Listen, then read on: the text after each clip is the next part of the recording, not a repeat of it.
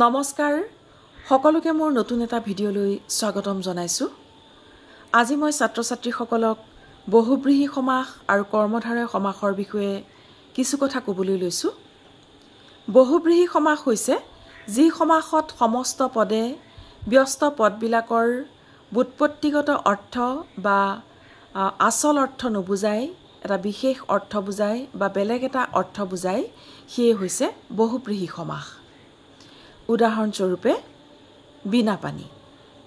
ইয়াৰ ব্যাস বাক্যটো হ'ব বিনা আছে পানীত যাৰ।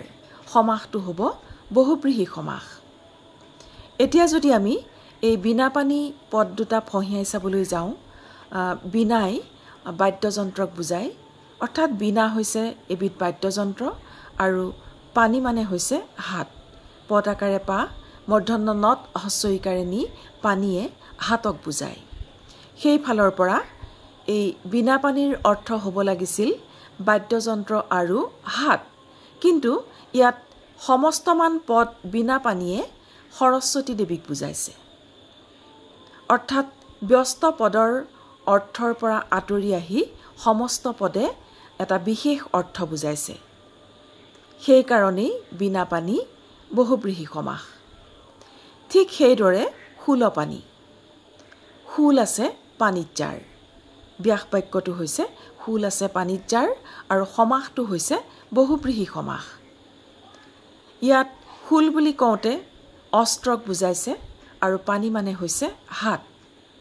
কিন্তু শূলপানী দুয়োটা পদ যেতিয়া লগ খাইছে এটা সমস্ত পদ হৈছে, তেতিয়া কিন্তু শূলপানীয়ে অস্ত্ৰ বা হাতক বুজোৱা নাই, বুজাইছে মহাদেৱক বা শিৱক।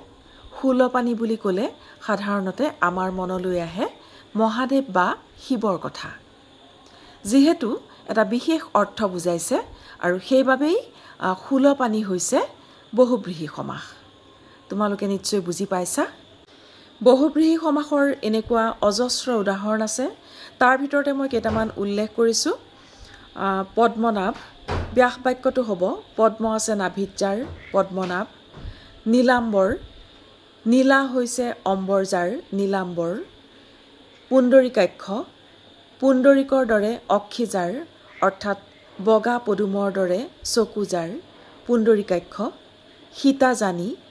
সীতা যাৰ পত্নী তেওঁ, অৰ্থাৎ ৰামক বুজোৱা হৈছে। হতভাগ্য। হত হৈছে ভাগ্য যাৰ, হতভাগ্য। কৃতবিদ্যা। কৃত হৈছে বিদ্যা যাৰ, কৃতবিদ্যা। নাহৰ ফুটুকী। নাহৰৰ দৰে ফুটফুট আছে যাৰ, নাহৰ ফুটুকী। ঢেকীয়াপতীয়া। ঢেকীয়া পাতৰ দৰে আঁচ আছে যাৰ, ঢেকীয়াপতীয়া। সহোদৰ। সহ উদৰত জন্ম যাৰ, সহোদৰ। ঠিক তেনেকৈ নদীমাতৃক। নদী হৈছে মাতৃতুল্য যাৰ বা নদী হৈছে মাতৃতুল্য যাৰ, নদীমাতৃক। বৃকুদৰ। বৃক্ক নামে অগ্নি উদৰত আছে যাৰ, বৃকুদৰ। ৰ'দ ঘাই।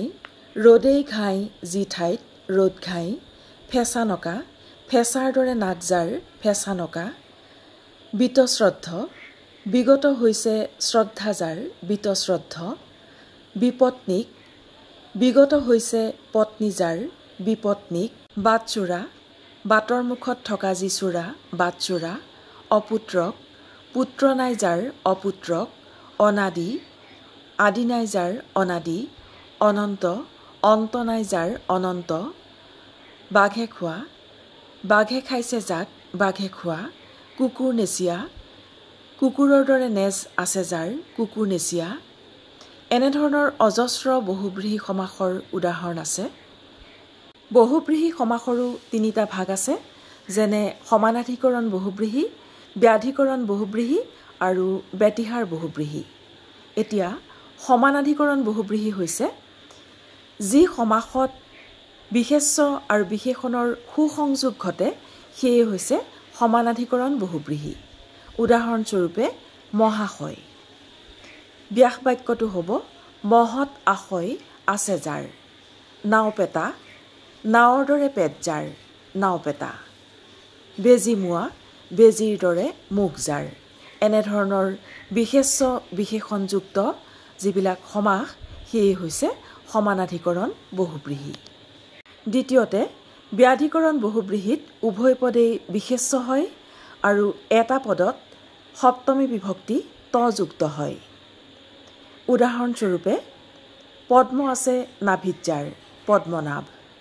এতিয়া নাভিত বুলি কোৱাৰ লগে লগে নাভিৰ লগত ত যুক্ত হৈছে আৰু সেই ত হৈছে সপ্তমী বিভক্তি ত। ঠিক তেনেকৈ ফুল আছে পানীত যাৰ, বীণা আছে পানীত যাৰ। এইবোৰ হৈছে ব্যাধিকৰণ বহুব্ৰীহি। আৰু যেতিয়া পৰস্পৰ একেধৰণৰ কাৰ্য কৰা বুজায় তেতিয়াই বেতিহাৰ বহুব্ৰীহি সমাস হয়। এই সমাসৰ আগৰ ব্যস্ত পদত আ যুক্ত হয় আৰু পাছৰ ব্যস্ত পদত ই যুক্ত হয়। যেনে হতাহতি, ইয়াত হতৰ লগত আ যুক্ত হৈছে আৰু পাছৰটো হতৰ লগত ই যুক্ত হৈছে। ইয়াক ভাঙি দিলে ব্যাস বাক্যটো হ'ব হাতে হাতে কৰা যি যুঁজ হতাহতি। চুলিয়া চুলি, চুলিয়ে চুলিয়ে কৰা যি যুঁজ চুলিয়া চুলি। ঠিক তেনেকৈ মুখামুখি, মুখে মুখে কৰা যি যুঁজ মুখামুখি। এই ধৰণৰ যিবিলাক সমাস সেয়া হৈছে বেতিহাৰ বহুব্ৰীহি সমাস। যি কি নহওক, তোমালোকক বহুব্ৰীহি সমাসৰ বিষয়ে যথেষ্টখিনি মই কথা ক'লোঁ। তোমালোকে নিশ্চয় বুজি পাইছা, আৰু যদি কিবা বুজি পোৱা নাই তেতিয়াহ'লে কমেণ্টত জনাবা, মই উত্তৰটো দিবলৈ যত্ন কৰিম। এইবাৰ আহিছোঁ কৰ্মধাৰয় সমাসলৈ। যি সমাসত ব্যস্ত পদবোৰ বিশেষণ বা বিশেষ্য পদৰূপে যোগ হয় সেয়ে হৈছে কৰ্মধাৰয় সমাস। এতিয়া কৰ্মধাৰয় সমাসত সাধাৰণতে বিশেষণ পদটো আগত থাকে আৰু বিশেষ্য পদটো পাছত থাকে। উদাহৰণস্বৰূপে দীঘল হাত। দীঘল হাত বুলি কোৱাৰ লগে লগে দীঘল হৈছে বিশেষণ আৰু বিশেষ্য হৈছে হাত। ব্যাস বাক্যটো হ'ব দীঘল হাত যাৰ। পিতল চকু, পিতল বৰণৰ চকু যাৰ। পিতল বৰণৰ বুলি কোৱাৰ লগে লগে বিশেষণ আহিল আৰু চকু হৈছে বিশেষ্য। তেনেকুৱা কৰ্মধাৰয় সমাসৰ অজস্ৰ উদাহৰণ আছে। তাৰ ভিতৰতে মই কেইটামান উল্লেখ কৰিছোঁ। চন্দ্ৰবদন, চন্দ্ৰৰ তুল্য বদন। পদ্মলোচন, পদ্মৰ দৰে লোচন যাৰ, পদ্মলোচন। সিংহদুৱাৰ, সিংহ চিত্ৰিত দুৱাৰ, সিংহদুৱাৰ। সিংহাসন, সিংহ অংকিত আসন, সিংহাসন। জ্ঞানৰত্ন, জ্ঞানৰত্নৰ তুল্য যি, জ্ঞানৰত্ন। বজ্ৰকঠিন, বজ্ৰৰ দৰে কঠিন যি, বজ্ৰকঠিন। মহাপুৰুষ, মহান যি পুৰুষ, মহাপুৰুষ। পদ্মমুখ, পদ্মৰ দৰে মুখ যাৰ বা পদ্মৰ তুল্য মুখ, পদ্মমুখ।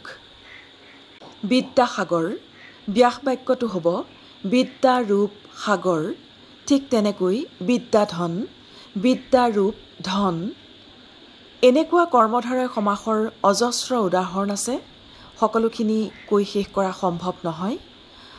আজি মই ছাত্ৰ ছাত্ৰীসকলক কৰ্মধাৰয় সমাস আৰু বহুব্ৰীহি সমাসৰ বিষয়ে কিছু কথা ব্যক্ত কৰিলোঁ। তোমালোকৰ যদি কিবা সুধিবলগীয়া আছে তেনেহ'লে মোক কমেণ্টত জনাবা। মই প্ৰশ্নসমূহৰ উত্তৰ দিবলৈ যত্ন কৰিম।